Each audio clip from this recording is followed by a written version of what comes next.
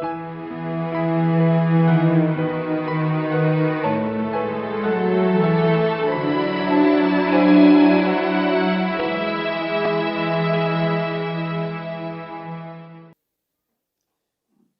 favor, vaya hasta el libro de Josué, capítulo 24.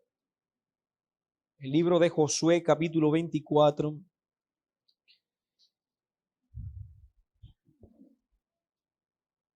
Y leamos el versículo 15.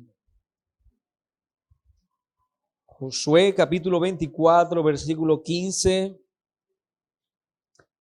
Dice de la siguiente manera: y si mal os parece servir a Jehová, escogeos hoy a quién sirváis. Si a los dioses a quienes sirvieron vuestros padres cuando estuvieron al otro lado del río, o a los dioses de los amorreos en cuya tierra habitáis, pero yo y mi casa serviremos a Jehová. Señor, añada bendición a su palabra.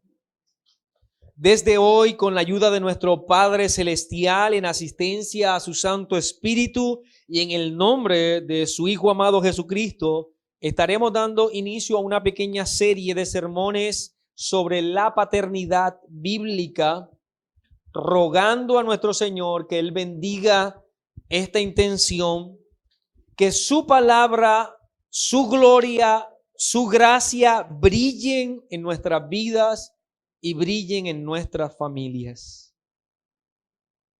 Hemos puesto como título Padres para su gloria a esta pequeña serie que vamos a estar realizando.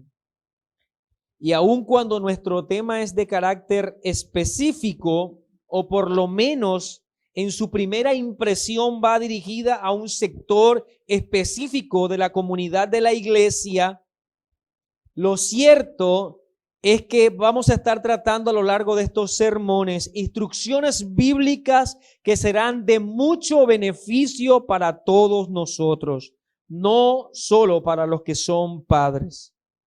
Ya sea que su caso es que esté soltero, que esté y haga parte de un matrimonio, que no hayan hijos hasta el día de hoy, o que usted ya haya criado a sus hijos, estas instrucciones van a ser muy útiles, puesto que van a buscar glorificar a Dios en cada aspecto de nuestro ser, y mucho más cuando hablamos de nuestra manifestación como iglesia, que está constituida precisamente por solteros, por esposos, por padres, por hijos, por tíos, por sobrinos, por abuelos, por nietos. Así que es un tema que compete a toda la congregación. Podemos advertir que mucho se ha escrito sobre lo que será objeto de estudio a lo largo de estos sermones. Y bueno es que hagamos de los libros una consulta, una herramienta frecuente para nuestra vida. Pero nos vamos a dar a la tarea de vivir por la Escritura como iglesia estas instrucciones bíblicas. Lo que quiero decir, mi hermano, es que como iglesia debemos apreciar, reconocer, contemplar lo que Dios tiene para decirnos a nosotros, la iglesia que está constituida por familia. Reconocer a la luz de la Escritura nuestros pecados, nuestros errores, nuestras equivocaciones. También celebrar con gozo nuestros aciertos, pero por encima de todo, darle gloria a Dios por la instrucción bíblica. Vamos a hacerlo en una total dependencia al Espíritu Santo para vivir este proceso de santificación en nuestros hogares. Y muy seguramente a lo largo de cada uno de los sermones vamos a tener que detenernos y pedirle perdón al Señor por las equivocaciones que hemos tenido, pero también darle gracia porque trae luz a nuestra mente para poder retomar un camino adecuado en nuestros hogares. Porque todos los que estamos aquí necesitamos reconocer al Señor en nuestros hogares. Y decir aquello que con valentía dijo Josué: pero yo y mi casa serviremos a Jehová. Josué hizo un análisis de la historia de su pueblo. Él reconoció el pecado de los padres del pasado. Él reconoció a sus antepasados equivocándose delante de Dios. Generaciones pasadas habían servido a los dioses egipcios. Pero también Josué echó una mirada a su presente, a su generación, y entendió que esa generación también estaba sirviendo a los dioses de los amorreos, dioses paganos. Así que del pasado y el presente, todos seguían una corriente de errores y transgresiones y pecados contra Dios y su palabra. Pero Josué detiene abruptamente este relato y análisis histórico para decir yo y mi casa. Mis hermanos, debe ser nuestra oración a lo largo de toda esta serie que Dios nos inquiete a todos nosotros, que despierte nuestra mente y despierte también el sentido de responsabilidad que tenemos todos nosotros sobre nuestra casa. Y Josué lo entendió, yo y mi casa, entendiendo su responsabilidad. Que el Señor nos ayude a comprender esa responsabilidad. No a señalar la responsabilidad de nuestros padres. No a señalar la responsabilidad de nuestros hijos o la de nuestros esposos o esposas, sino la nuestra. Empezar como lo hizo Josué, yo. Reconocer cuánto compromiso tenemos frente a una vida de piedad familiar. Si eres cabeza del hogar, tú podrás también con valentía decir lo mismo que Josué, yo y mi casa. Si no eres cabeza del hogar, tendrás que decir todavía, yo serviré al Señor. Y orar para que los que te acompañan en tu hogar también lo hagan si Dios lo quiere hacer. Pero una cosa no es opcional, el servir al Señor. Debemos una y otra vez aterrizar en esta declaración de Josué. Yo serviré al Señor. De manera que hoy vamos a hacer una introducción a lo que será esta serie de sermones, en lo que le he puesto como título a esta introducción, familia, instrumento usado por Dios. Toda la serie va a estar dedicada exclusivamente a padres para su gloria, pero a manera de introducción quiero hablar sobre esto, familia, instrumento usado por Dios. Y considero que es muy adecuado que iniciemos en este particular, ya que los hijos no se dan en el aire, ¿no? Hay un contexto en el que se dan los hijos y la paternidad, y ese es en el contexto de la familia. Así que hoy vamos a estar analizando a la familia como un instrumento que Dios usa para traer beneficio a la iglesia en nuestra vida. Y decíamos hace un momento que Josué hizo una evaluación del estado de sus antepasados, de la sociedad en la que él se encontraba, y fruto de ese análisis entendió los pecados que habían cometido y que estaban cometiendo ellos.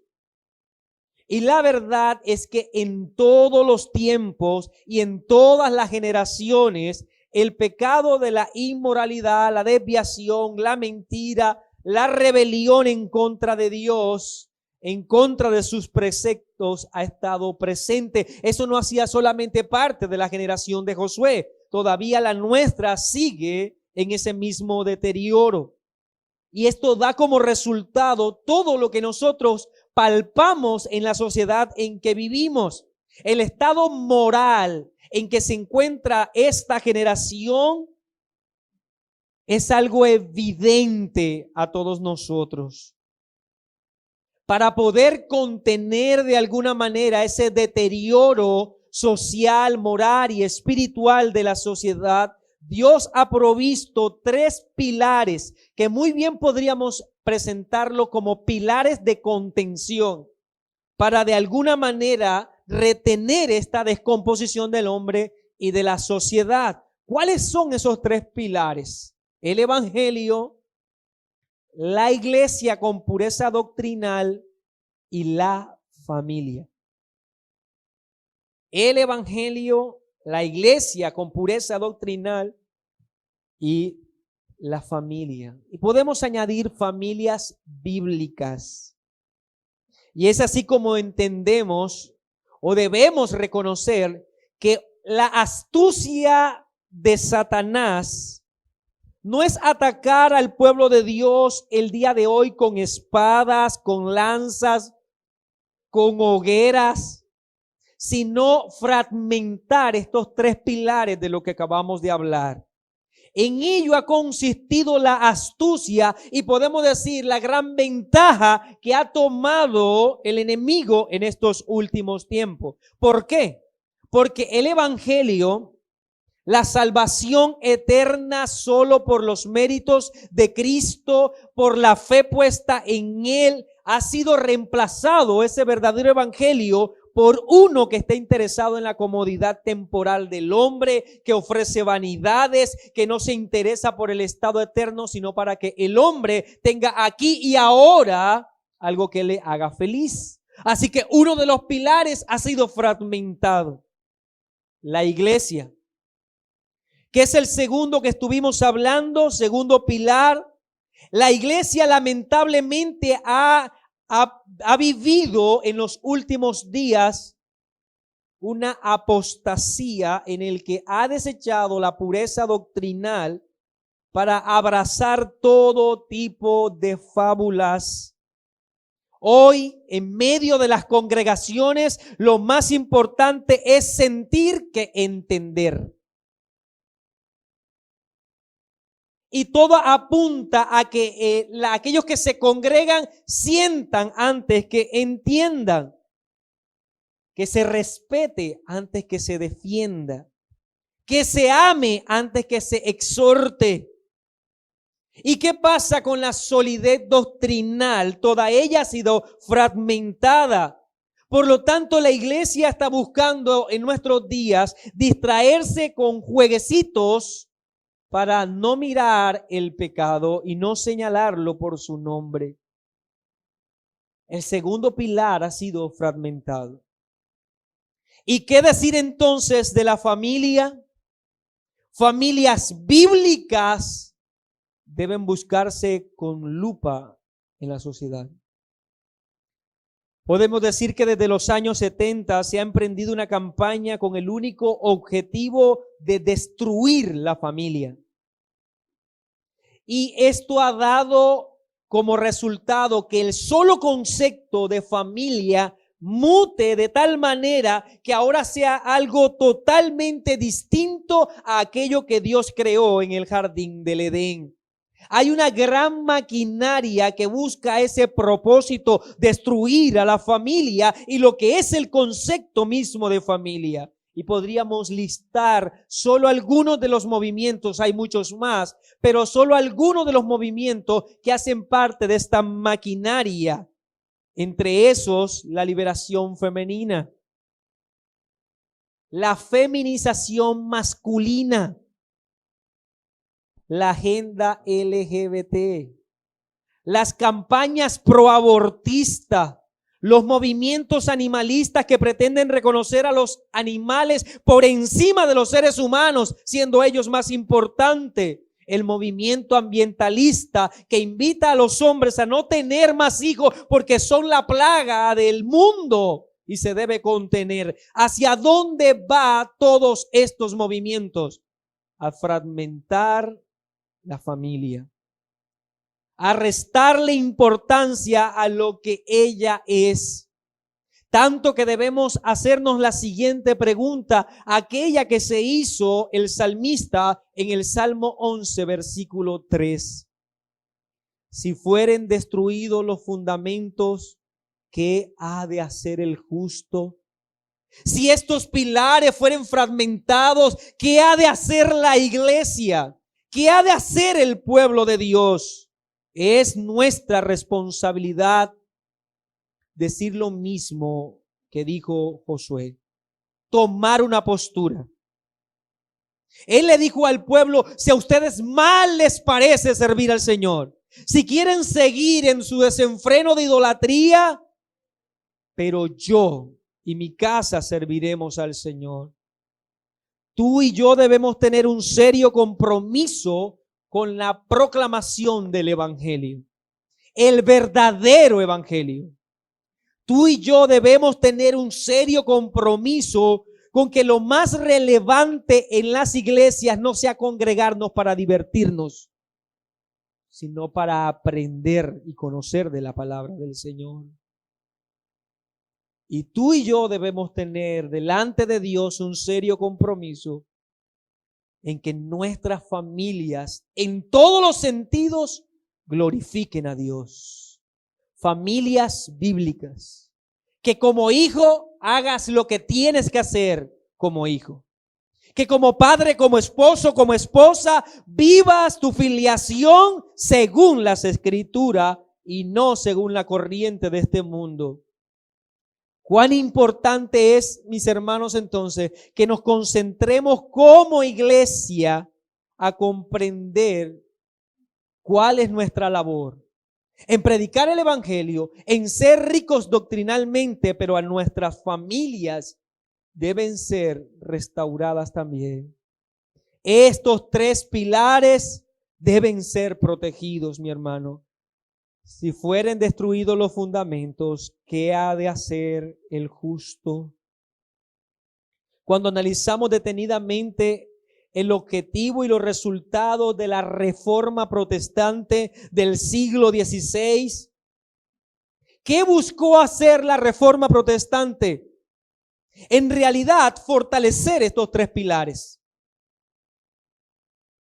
Desde la reforma se hizo un llamado a regresar al verdadero evangelio.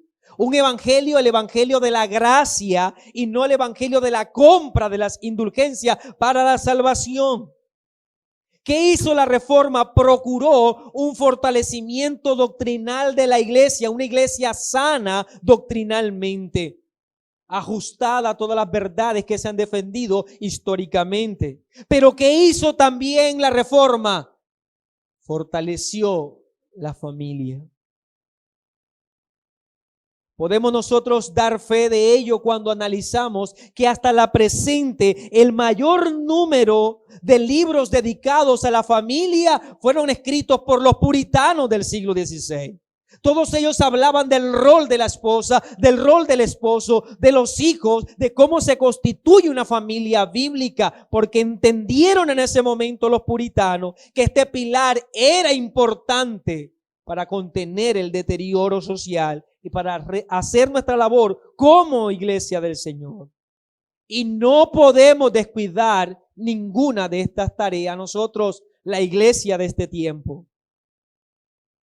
Bien, entonces toda esta serie va a estar dedicada a fortalecer y presentar herramientas para, de alguna manera, proteger uno de estos tres pilares, y estamos hablando de familias bíblicas. Nos hemos dedicado en otras series a hablar del evangelio, a hablar de la doctrina, y tenemos escuelas para fortalecernos doctrinalmente. Pero el Señor nos ayude en esta tarea, porque nuestras familias también necesitan ser fortalecidas.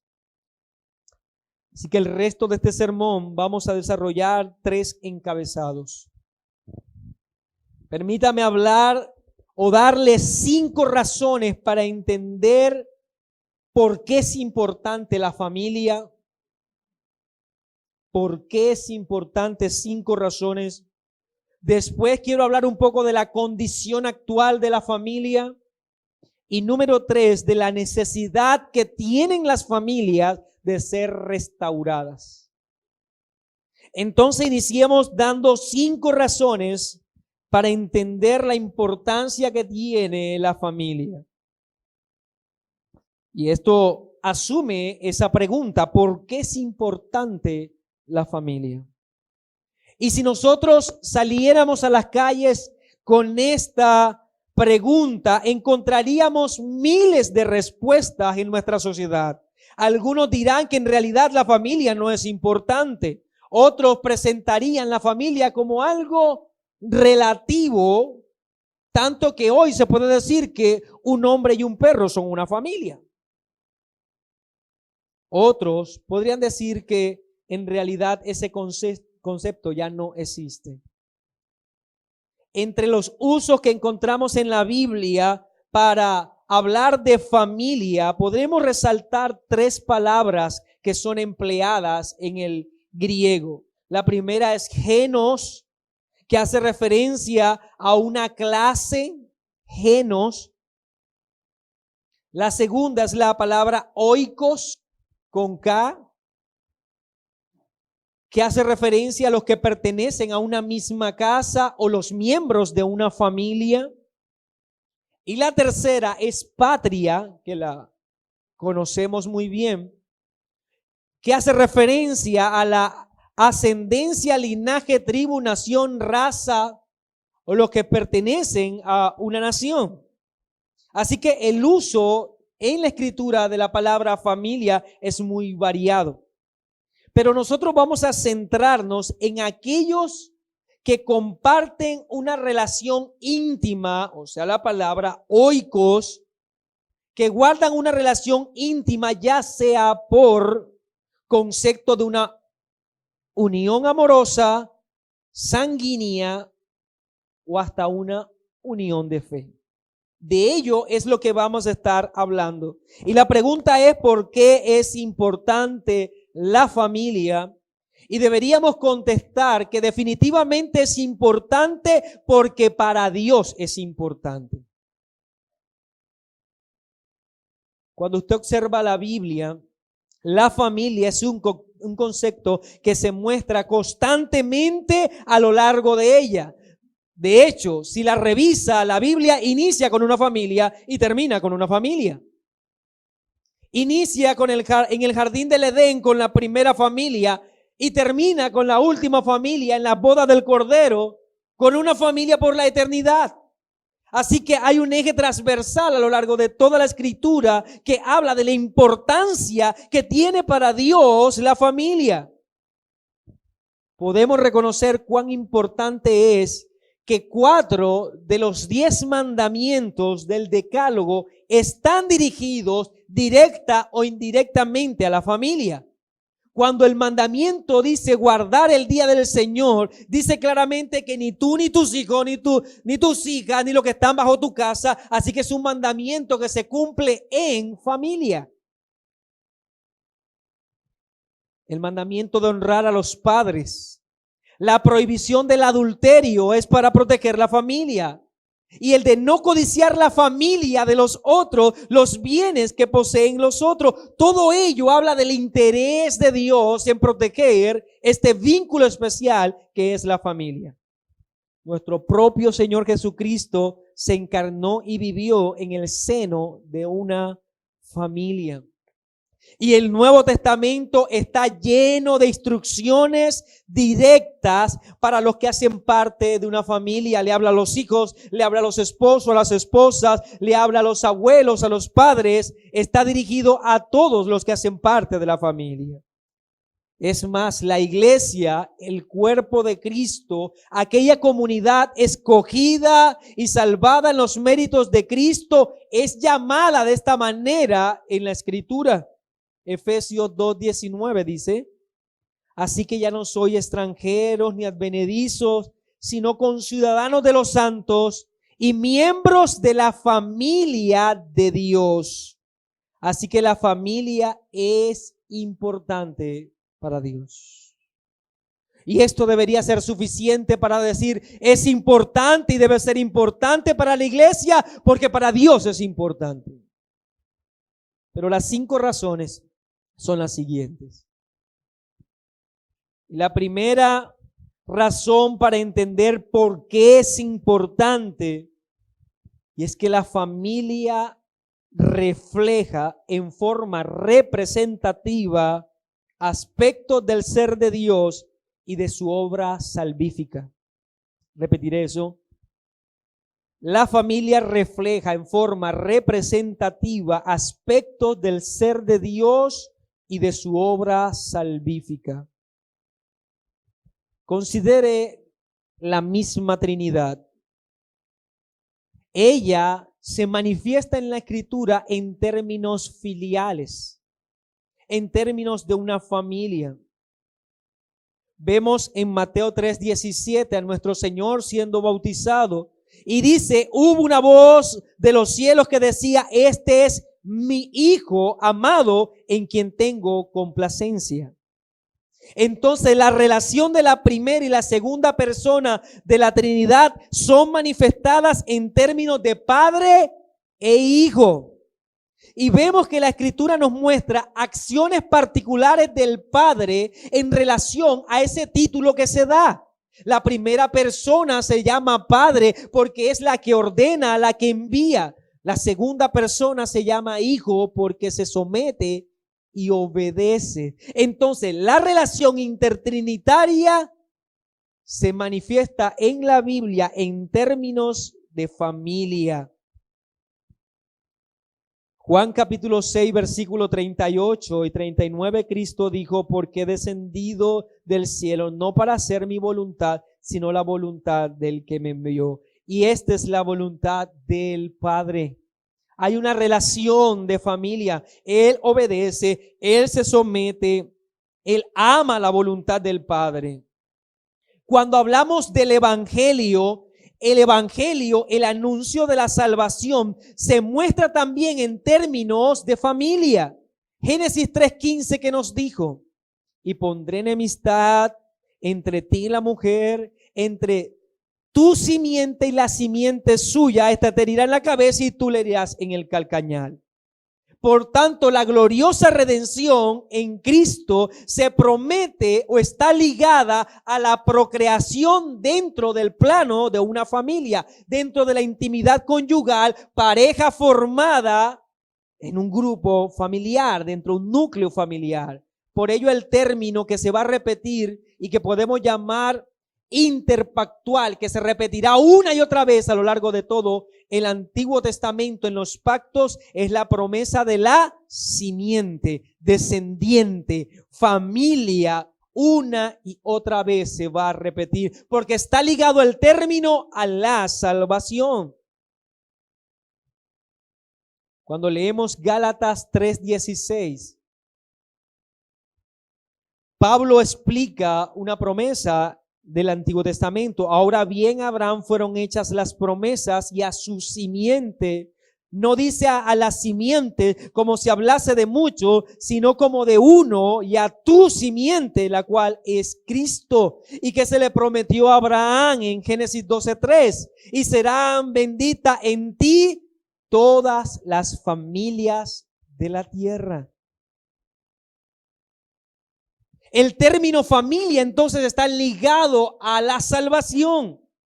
Adán y Eva eran familia y ellos fueron encargados para adorar a Dios, pero también para procrear, y los hijos que le nacerían debían ser conducidos por Adán y Eva para adorar a Dios. El pecado hizo que el hombre fuese incompetente para hacer esa labor, traer hijos para la gloria de Dios. Pero cuando leemos Hebreos 2:10, dice, porque convenía a aquel por cuya causa son todas las cosas y por quien todas las cosas subsisten, que habiendo de llevar muchos hijos a la gloria, perfeccionase por aflicciones al autor de la salvación de ellos.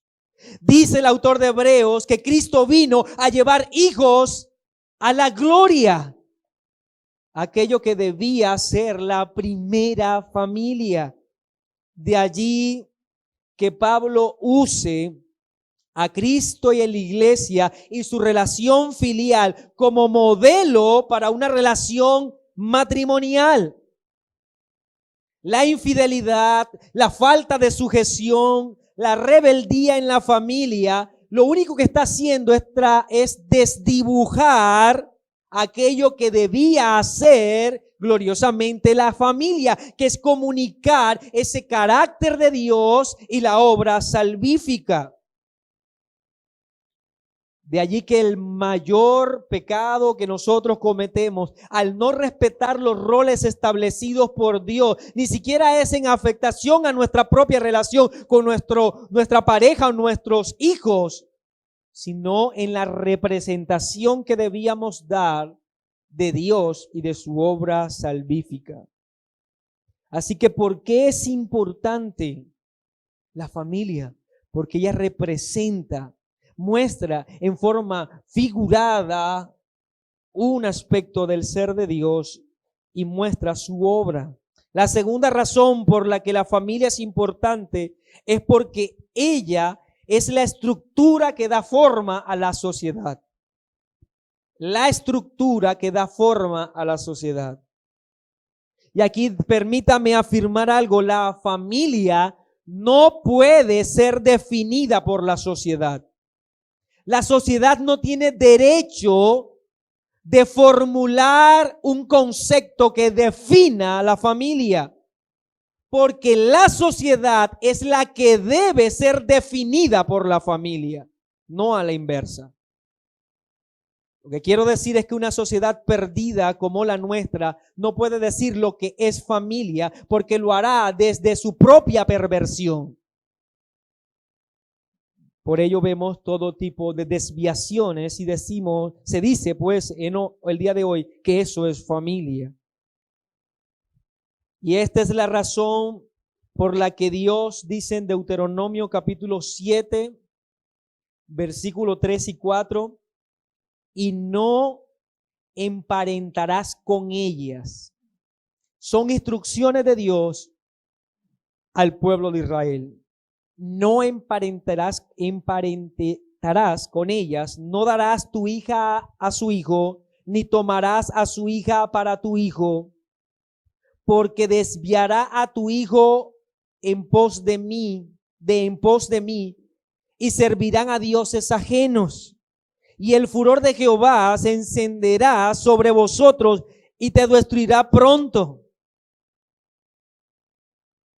Una nación que culturalmente debía adorar a Dios, como era el pueblo de Israel, solo podía darse eso como resultado si las familias estaban constituidas por personas, por hombres y mujeres y por hijos que entendían la necesidad de adorar a Dios.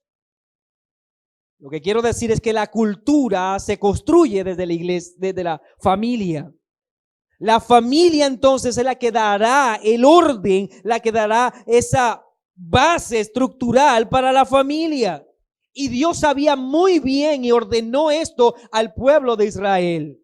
Por eso le decía, no se mezclen con familias, con personas que sean paganos. ¿Por qué? Desviarán a tu hijo, desviarán a tu hija.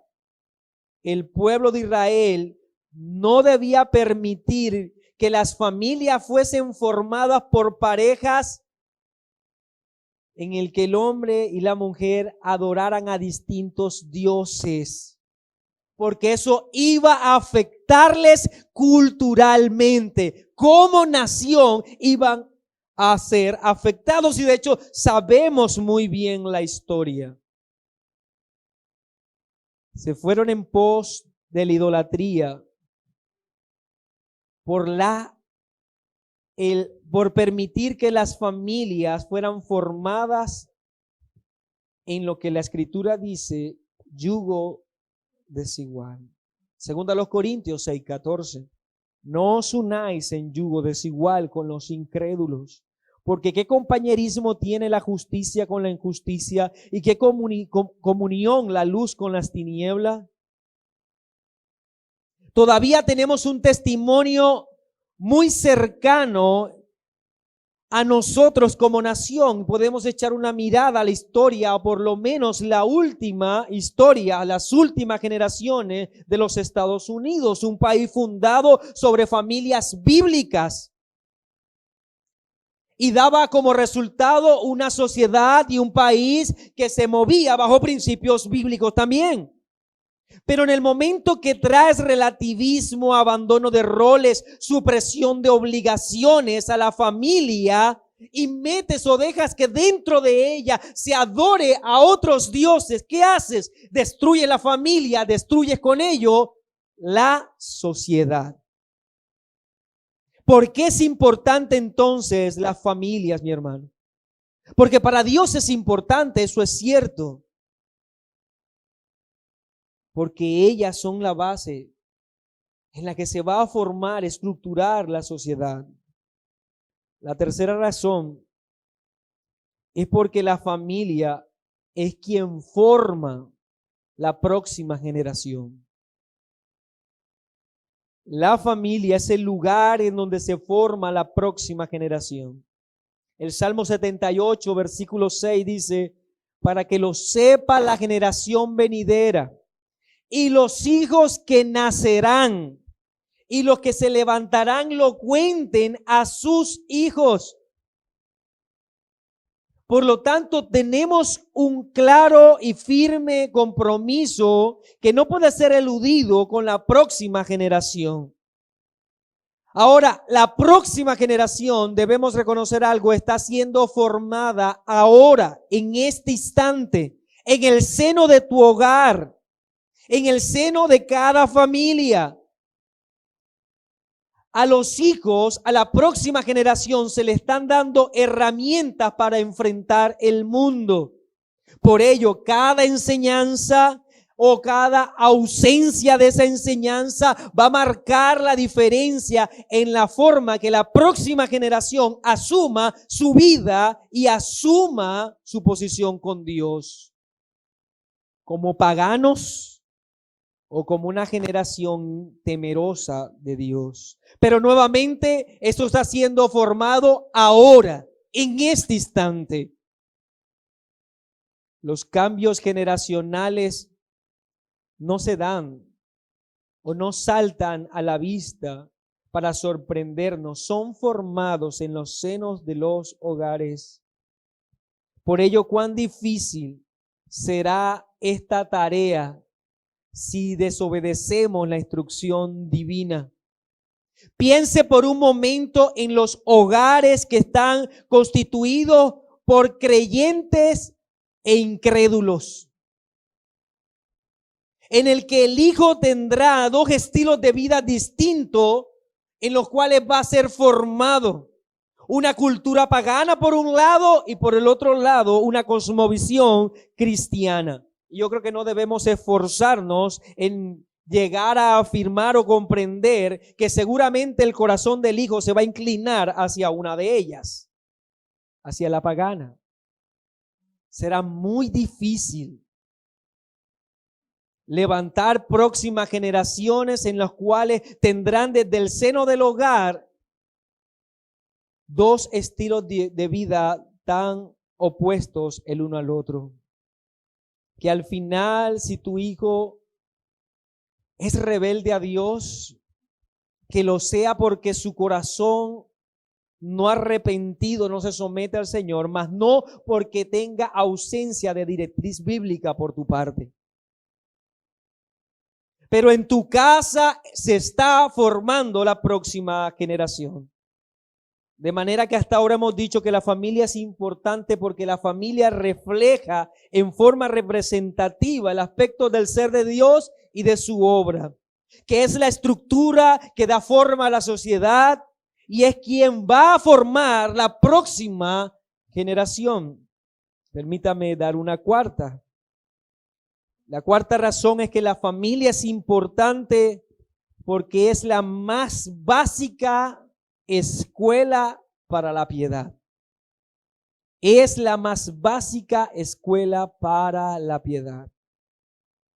Y aquí entonces necesariamente esto tiene relevancia solo en los cristianos. Todo aquel que es creyente estará de acuerdo conmigo en que muchas veces son las personas más cercanas a nosotros las que en ocasiones van a representar las mayores pruebas de nuestra fe. Los padres inconversos serán en muchos momentos grandes pruebas para hijos que son creyentes.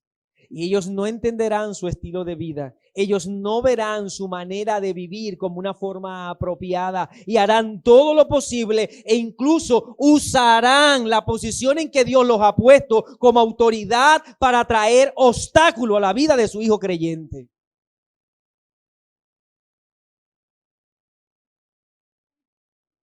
Por lo tanto, la familia para ti que eres hijo, que vives con tus padres, que no son creyentes, es un instrumento para ayudarte en la piedad, para que crezcas en dominio propio, en paciencia, en predicación del evangelio. Esposos o esposas sin Dios en su corazón no van a facilitar en nada a sus esposos, a sus parejas, todo lo concerniente a la fe. En algunos casos serán objeto de burla, de humillación, de tropiezo. Todo esto se dará dentro de las familias conformadas por no creyentes y creyentes. Pero también podemos decir que aún entre familias compuestas por creyentes, los pecados que todavía hay en ellos serán la causa de muchos conflictos que pondrán a prueba nuestra fe y nuestro dominio propio, nuestra obediencia a la Escritura. Todos lo hemos vivido. Aquel que es nuestro hermano, aquel que es nuestra hermana, pero que también es nuestro esposo, nuestra esposa, en muchos momentos será quien ataque más fuerte y más cruel nuestra propia cristiandad. Pero si lo que dice Romanos 8:28 es cierto, sabemos que a los que aman a Dios, todas las cosas le ayudan a bien, y que esto es a los que conforme a su propósito son llamados. Si esto es cierto, las familias, aún con sus pecados, aún con la lucha que ellos tienen, o con el desenfreno en su impiedad, deben verse como herramientas usadas por Dios para fomentar nuestra piedad, para que nos ejercitemos en el amor, en el perdón, en la paciencia, en la tolerancia, en la misericordia, en la bondad, en la gracia, en dar y hacer muchas veces lo que otra persona no se ha ganado. Por eso dice Pedro en Primera de Pedro 3:1, asimismo vosotras mujeres, estad sujetas a vuestros maridos, para que también los que no creen en la palabra sean ganados sin la palabra por la conducta de sus esposas. Considerad vuestra conducta casta y respetuosa. Definitivamente todos nosotros estamos en un seno de una familia. Y ella ha sido puesta por Dios como un instrumento para acrecentar y ayudarnos a nuestra piedad.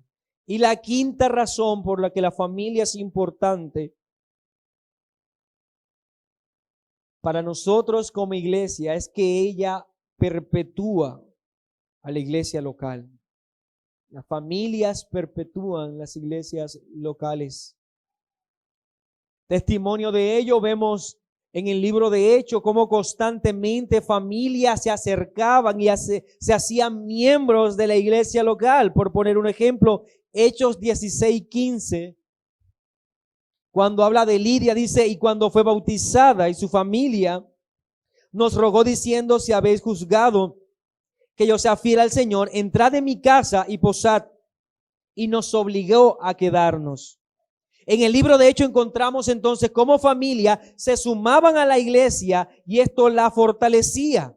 Los matrimonios fortalecen la iglesia. Los hijos traerán perpetuidad a la iglesia. Nuestros hijos deben crecer amando su iglesia local, deseando estar en su iglesia local, deseando desarrollarse en medio de ella, fortalecerse, luego casarse, traer también hijos, desarrollarse en el servicio a Dios dentro de la iglesia local.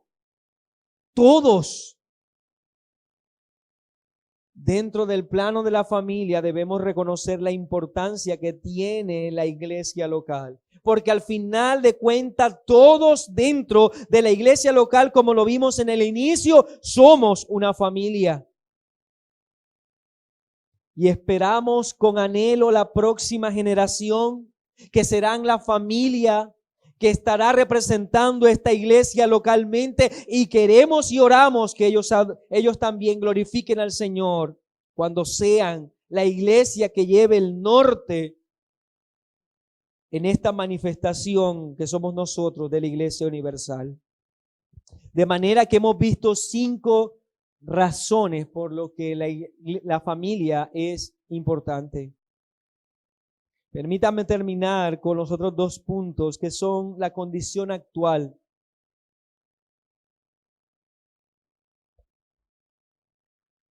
El que en este momento es el máximo líder de la Iglesia Católica Romana, dijo lo siguiente en un congreso que le llaman Congreso de la Doctrina de la Fe, y voy a citar sus palabras. Este hombre dijo: la familia se da como consecuencia de una realidad social y cultural y no puede ser encajada en ninguna definición. Familia es familia. Eso dijo el máximo representante de esta iglesia. Esta definición en realidad es lamentable, pues ¿qué evidencia el relativismo en el que se ha sumergido muchas manifestaciones religiosas de nuestros días? Para ellos la familia es todo lo que quiera ser familia y puede ser familia, sin absolutos algunos, sin verdades totales, sino dando pie a todo tipo de manifestaciones. Por ello vemos supuestas familias formadas por 2 hombres, por un hombre y un animal, por 2 mujeres y un animal, y la historia, y podíamos dar una lista bien larga.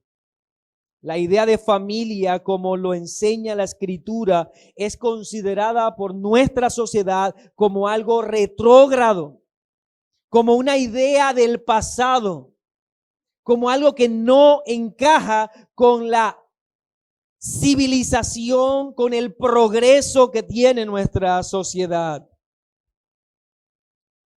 Por ello, el día de hoy, los hijos son la autoridad.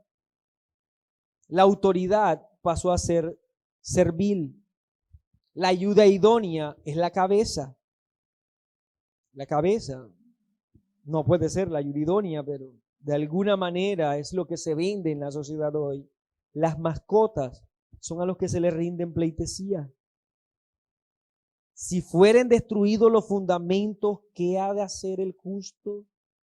Es lo que vemos en la sociedad. Por tanto, hay una necesidad de restaurar la familia. Que el Señor nos acompañe en esta tarea que tenemos por delante en esta serie de sermones.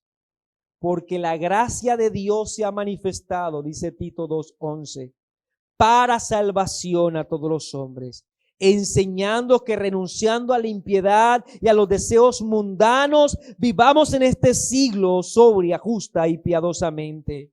Y podemos terminar diciendo que solo el Evangelio es la respuesta a la necesidad de la familia. Los esposos, los padres, los hijos necesitan la gracia de Dios, necesitan al Señor, necesitan su palabra. Solo la palabra nos va a enseñar a renunciar a lo que es contrario al patrón bíblico, a ese deseo mundano que pueda haber en nuestro corazón de llevar familias disfuncionales porque no son el propósito de Dios. Solo la palabra del Señor nos va a enseñar cómo tener familias que glorifiquen su nombre.